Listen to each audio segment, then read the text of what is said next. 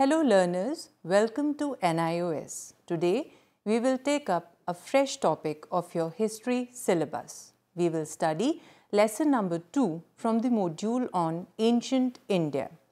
The title of the chapter is The Geographical Setting and Prehistoric Cultures in India. Learners, as you know that in order to know about the history of any country, it is necessary to have some basic geographical knowledge of that country or region, because the history of the people is greatly influenced by the geography and environment of the place that they inhabit. Learners, do you know that during ancient times, the Indian subcontinent comprised of present-day India, Bangladesh, Nepal, Bhutan and Pakistan. On the basis of geographical diversities, the subcontinent can be broadly divided into the following three main regions, and they are: number 1, the Himalayas, number 2, the river plains of North India, and number 3, the peninsular India. Before beginning with today's lesson, let me tell you about the objectives of this lesson. We will learn about the physical divisions of Indian subcontinent and also recognize the distinct features of each region. We will also understand the meaning of environment. It will be tried to establish a relationship between the geographical features and the historical developments in different regions. We will understand the terms prehistory, prehistoric cultures and microliths, and distinguish between the lower, middle and upper Paleolithic age on the basis of the tools that we used. We will also learn about the Mesolithic and Neolithic age and their chief characteristics. Last but not the least, we will also try to differentiate between Paleolithic and Neolithic periods and learn about the prehistoric art. The Himalaya is the world's largest and the highest mountain range. It is approximately 2,400 kilometers long. You can see it on your TV screen. Himalayas have played a very important role in shaping up the history of our country, as they have not only protected us from foreign invasions, but have also protected us from the cold winds coming from the north. However, mountain passes in the Himalayas have helped Indians in developing cultural contacts with Central Asia, China and Tibet since ancient times. The Greeks, Shaks, Kushans, Huns and other foreign tribes reached India following these routes. Likewise, Buddhism traveled from India to other parts of the world through these mountain passes. Learners, do you know that the Himalayas have given three major river systems to India: the Indus, the Ganga and the Brahmaputra. The Indus plains include the regions of Punjab and Sindh. Irrigated by the tributaries of the river Indus, they form a vast fertile plain which have made the region the breadbasket of the Indian subcontinent. It is called so because this region is very important for wheat cultivation. Learners, let me ask you a question now. Can you tell me the name of that civilization that grew in the plains of Indus River and its tributaries? Yes, you're right. It is the Indus Valley civilization, popularly called as the Harappa culture. We will discuss about it in detail in coming lessons. The Gangetic Basin receives more rainfall and is more humid than the Indus region. The Gangetic Plain is divided into three sub-regions: the upper, middle and lower. The upper plains of the river Ganga constitute the western and southern parts of Uttar Pradesh. The middle Gangetic Plain include parts of eastern Uttar Pradesh and Bihar. Tamralipti or Tamluk was an important seaport of this region. In the middle Ganga region, the Mahajanapadas or territorial states like Kosal, Magad, Avanti, etc. were established in the 6th century BC. The two main religions of India, namely Jainism and Buddhism, were also born here. The lower Gangetic plains comprise of the Bengal region. Eastern India normally refers to the coastal plains formed by the river Mahanadi and other rivers, while Western India refers to the modern states of Rajasthan and Gujarat. This region is famous for its black soil, which is good for cotton cultivation. In Gujarat, the fertile plains of the rivers Sabarmati, Mahi, Narmada and Tapti brought prosperity. The most important seaport of this region was Bhrigukach or Bharuch. Learners, as you can see in the map coming on your TV screens, the peninsular India includes the Deccan Plateau and the coastal plains of South India. The plateau is situated in the south of the Vindhyan Mountains. It is divided into three major regions which largely cover the states of Maharashtra, Andhra Pradesh and Karnataka. The southwestern Deccan comprises the state of Karnataka. This region has availability of water and other resources. The Raichur Doab has been known as the rice bowl of South India because of its rice cultivation. The plateau region also has hills in the form of western and eastern Ghats. The western Ghats have many passes at Junnar, Kanheri and Karle. These passes served as trade routes connecting the ports along the west coast. The coastal plains constitute the states of Tamil Nadu in east and Kerala on west. Kaveri Delta in this part has been a major center of attraction due to its fertility. This led to the growth of Sangam literature and culture out there. Arikamedu and Kaveri Pattanam were the important ports. It is important to note that the settlement of people in any region is largely dependent on its environment. For example, the Sindh region has arid climate and therefore Harappan civilization grew over there. The type of soil also decides that which type of crop will be grown in which particular region. For example, black soil is good for growing cotton crop. Prehistoric period is that period of our ancient past for which we do not have any written records. Therefore, to know about this period, we have to depend upon the material found in archaeological excavations. The earliest man living during this period made tools and implements of stone. These tools helped him to hunt and gather food to feed upon himself. Since the earliest tools used by humans were made of stones, this phase of human development is also known as the Stone Age. Dear learners, on the basis of the different type of tools and techniques used, the growth of human development in prehistoric period is divided into three stages, namely the Paleolithic or Old Stone Age, the Mesolithic or Middle Stone Age, and the Neolithic or the New Stone Age. The term Paleolithic is derived from the Greek word paleo, which means old, and lithic, which means stone. Therefore, the term Paleolithic Age refers to the Old Stone Age. On the basis of tools made and used, the Paleolithic cultures have been divided into three phases. These are number 1, Lower or Early Paleolithic, number 2, Middle Paleolithic, and number 3, Upper or Late Paleolithic. Learners, let us now learn about the tools of the Paleolithic period. Now, we will briefly discuss the chief features and uses of some of the tools mentioned above. In the figure on your screen, you can see hand axes. Their end is broader while the top edge is narrow. These were used for cutting the trees or digging the roots. The flake tools were the chief tools during the Middle Paleolithic period. We can see them in the picture on your screen. They were used to scrape the skin of animals and bark from trees. The tools of the Upper Paleolithic period primarily consisted of burins and scrapers. The picture shows them. These were used for engraving on soft stones, bones and rocks. The map on your TV screen shows that Paleolithic tools have been found from the Kashmir Valley in the north and the Sohan Valley in Rawalpindi, now in Pakistan. In Rajasthan also, these tools have been found from sites along the Luni River. The Paleolithic tools have also been discovered from the sites of the rivers Sabarmati, Mahi and their tributaries in Gujarat.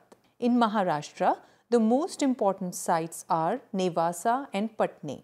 In Madhya Pradesh, Bhimbhetka near Bhopal, while in Uttar Pradesh, the Belan Valley, that is, the region broadly between Allahabad and Varanasi, is the most prominent site. Paleolithic sites have also been found in Assam and Meghalaya, Bengal, Orissa and Bihar. In South India, Paleolithic tools have been found from Andhra Pradesh and Karnataka. In Tamil Nadu, an important site is Athirampakkam in Chingalpet region. The Mesolithic age is also known as the Middle Stone Age. It was a transitional phase between the Paleolithic and the Neolithic ages. The main tools that people used were called as the microliths or small stone tools. The microliths were used during the Mesolithic period. They were very small in size, from 1 to 8 centimeters long, and were largely made out of chipped or flaked pieces. The Mesolithic culture was spread all over India from north to south and from east to west. Important sites of this culture are Langnaj in Gujarat, Bhimbetka in Madhya Pradesh, Chopani Mando near Allahabad in Uttar Pradesh, Birbanpur in West Bengal, Sanganakallu in Karnataka and Tuticorin in southern Tamil Nadu. The Mesolithic people still lived on hunting and food gathering, but now they started hunting smaller animals which could be attacked with the help of bows and arrows. In addition to this, fishing and fowling also became important. The last phase of prehistoric period is termed as the Neolithic age. The term Neolithic is derived from Greek word neo, which means new, and lithic, which means stone. Thus, the term Neolithic age refers to the new stone age of human culture. As seen in this figure, the Neolithic tools had smooth surfaces and they were rounded in shape. The tools were more sharp and polished than those made in the earlier period. The Neolithic tools included different types of axes called celt. Various types of bone objects such as needles, scrapers, borers, pendants, bangles, earrings, etc. have also been found from Neolithic sites shown in this figure. The map on the screen shows the Neolithic sites that were spread all over the Indian subcontinent. In the north, western region, Mehergarh in Baluchistan is the most famous site. The excavations at Mehergarh show that the Neolithic people knew how to build houses. They also cultivated wheat, barley and cotton. In Kashmir Valley, Burzahom and Gufkral are the most important Neolithic sites. Pit dwelling is an important feature of these sites. Belan Valley in Uttar Pradesh also has many Neolithic sites such as Koldihwa and Mahagara. In Bihar and Mid-Gangetic Valley region, Chirand is the most popular Neolithic site. Learners, several Neolithic sites have been found in Assam, Meghalaya and Nagaland. In south of India, the Neolithic settlements have been discovered along the rivers Bhima, Krishna, Tungabhadra and Kaveri.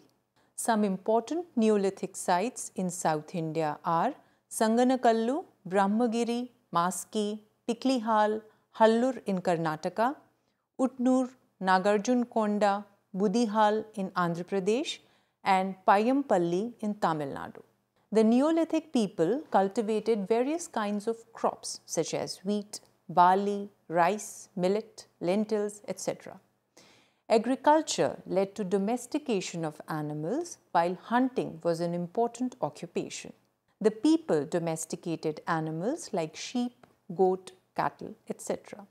The Neolithic people also made pottery.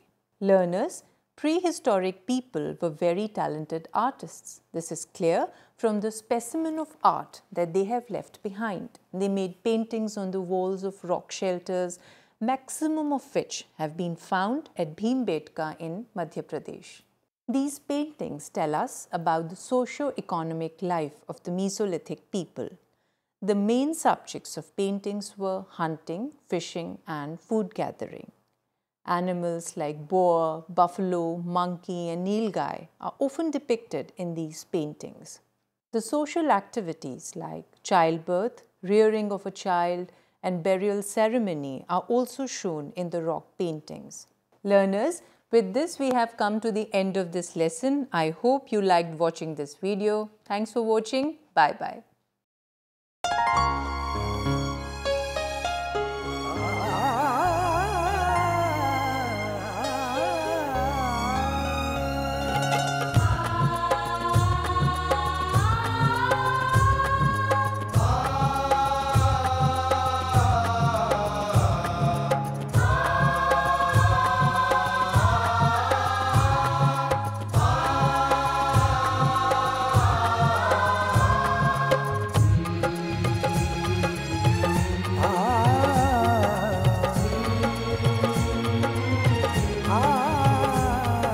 जीवन ये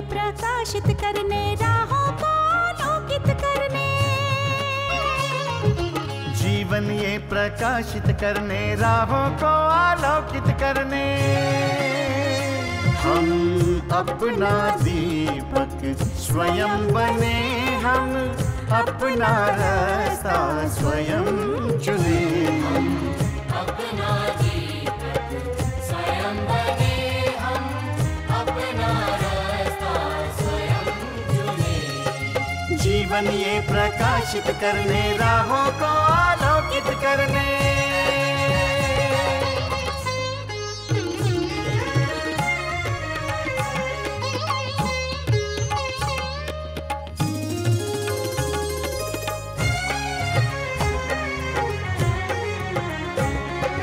धन साधन समय की सीमा से विद्यालय जो मुक्त हो, धन साधन समय की सीमा से विद्यालय जो मुक्त हो।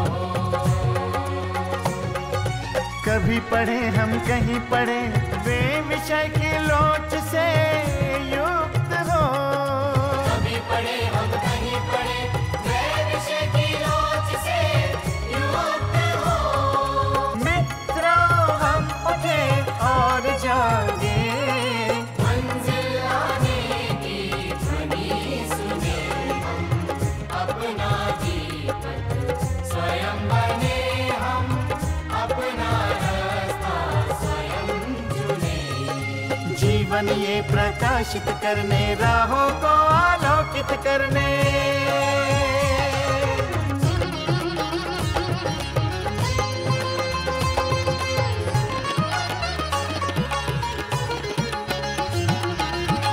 राष्ट्रीय मुक्त विद्यालय का है द्वार खुला सबकी खातिर। शिक्षा परीक्षा का अवसर एक बार ही क्यों मिलता फिर। शिक्षा और परीक्षा का अवसर एक बार ही क्यों मिलता फिर।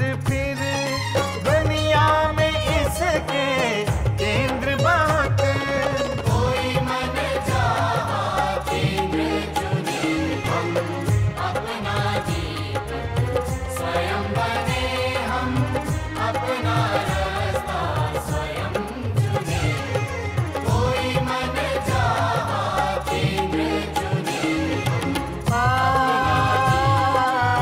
स्वयं बने, हम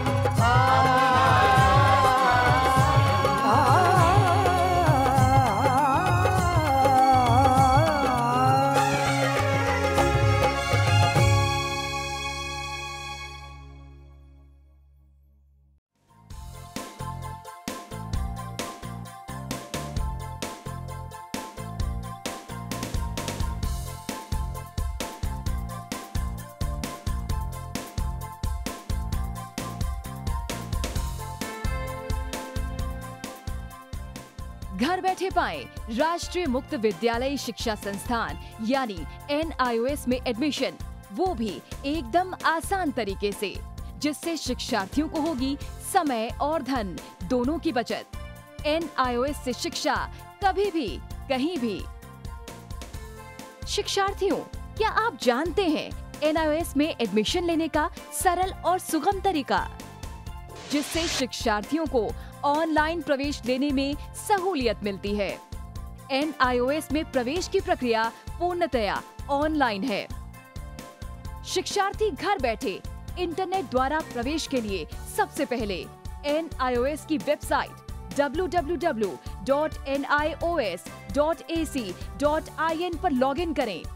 अपना ईमेल आईडी और पासवर्ड डालकर अपना पंजीकरण करें।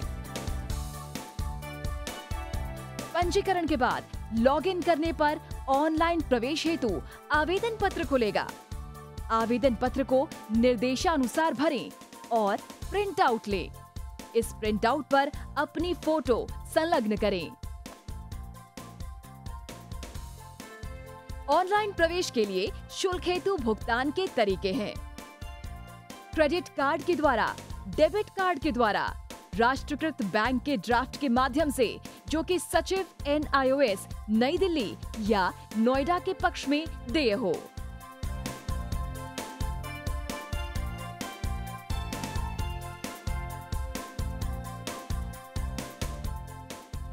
भरे हुए आवेदन पत्र के साथ साथ डिमांड ड्राफ्ट और संलग्न किए जाने वाले दस्तावेज हैं: जन्म रजिस्ट्रार के जिला कार्यालय से जारी जन्म प्रमाण पत्र की सत्यापित प्रति, जिसमें जन्म तिथि अंकित हो, पिछले विद्यालय से प्राप्त विद्यालय छोड़ने का प्रमाण पत्र, जिसमें आवेदक की जन्म तिथि लिखी हो।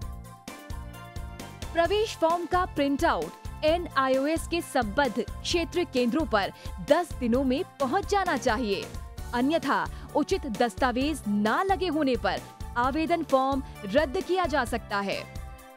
प्रवेश प्रक्रिया की पुष्टि होने के बाद शिक्षार्थियों को परिचय पत्र व अध्ययन सामग्री डाक द्वारा तुरंत पहुंचाई जाती है।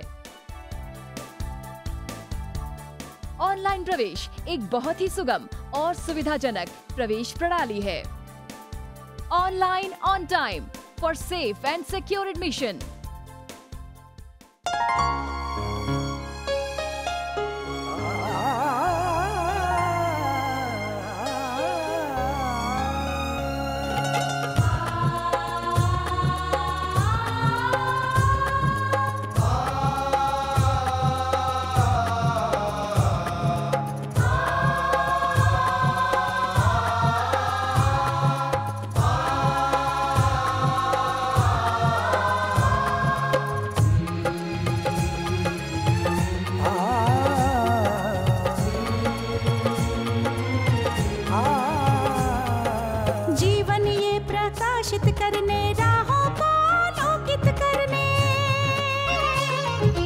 जीवन ये प्रकाशित करने, राहों को आलोकित करने, हम अपना दीपक स्वयं बने, हम अपना रास्ता स्वयं चुने।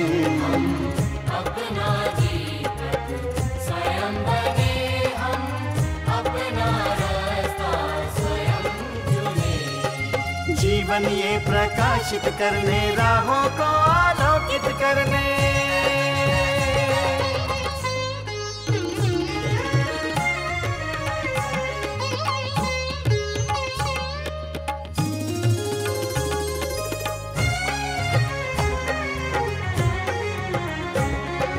धन साधन समय की सीमा से विद्यालय जो मुक्त हो, धन साधन समय की सीमा से विद्यालय जो मुक्त हो। कभी पढ़े हम कहीं पढ़े, वे विषय की लोच से युक्त हो। कभी पढ़े हम कहीं पढ़े, वे विषय की लोच से युक्त हो। मित्रों हम उठे और जागे, मंजिल आने की ध्वनि सुने, हम अपना दीपक स्वयं बने, हम अपना रास्ता स्वयं चुने। जीवन ये प्रकाशित करने, राहों को आलोकित करने।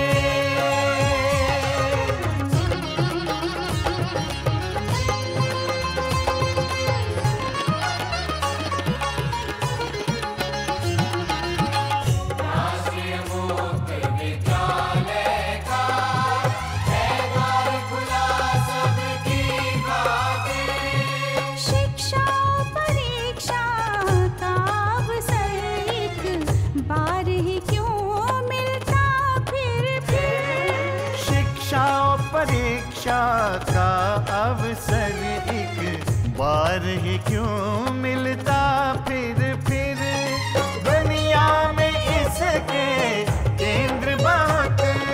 कोई मन चाहा केंद्र चुने, हम अपना जीत स्वयं बने, हम अपना रास्ता स्वयं चुने। कोई मन चाहा केंद्र चुने,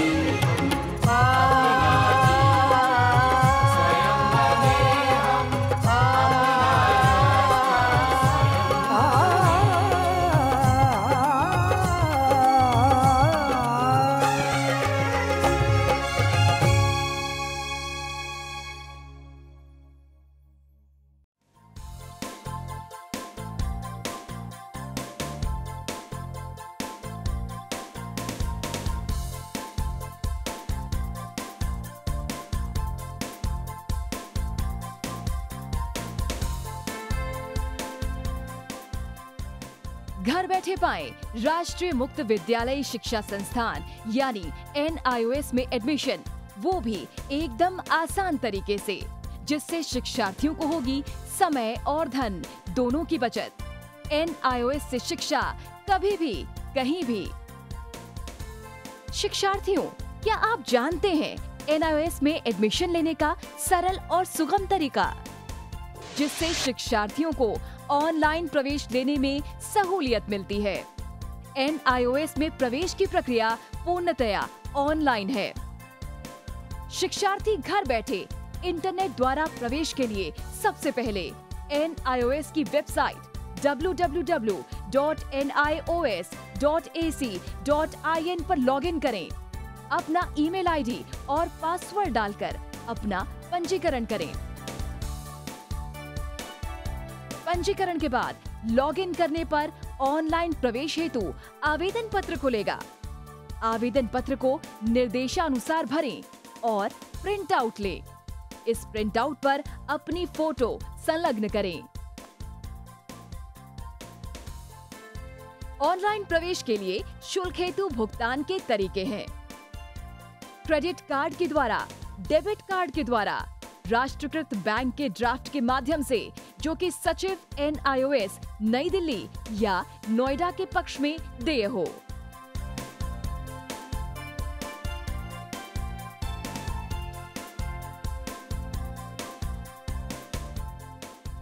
भरे हुए आवेदन पत्र के साथ साथ डिमांड ड्राफ्ट और संलग्न किए जाने वाले दस्तावेज हैं: जन्म रजिस्ट्रार के जिला कार्यालय से जारी जन्म प्रमाण पत्र की सत्यापित प्रति, जिसमें जन्म तिथि अंकित हो, पिछले विद्यालय से प्राप्त विद्यालय छोड़ने का प्रमाण पत्र, जिसमें आवेदक की जन्म तिथि लिखी हो। प्रवेश फॉर्म का प्रिंट आउट NIOS के संबद्ध क्षेत्रीय केंद्रों पर 10 दिनों में पहुंच जाना चाहिए, अन्यथा उचित दस्तावेज न लगे होने पर आवेदन फॉर्म रद्द किया जा सकता है। प्रवेश प्रक्रिया की पुष्टि होने के बाद शिक्षार्थियों को परिचय पत्र व अध्ययन सामग्री डाक द्वारा तुरंत पहुंचाई जाती है। ऑनलाइन प्रवेश एक बहुत ही सुगम और सुविधाजनक प्रवेश प्रणाली है। Online on time for safe and secure admission.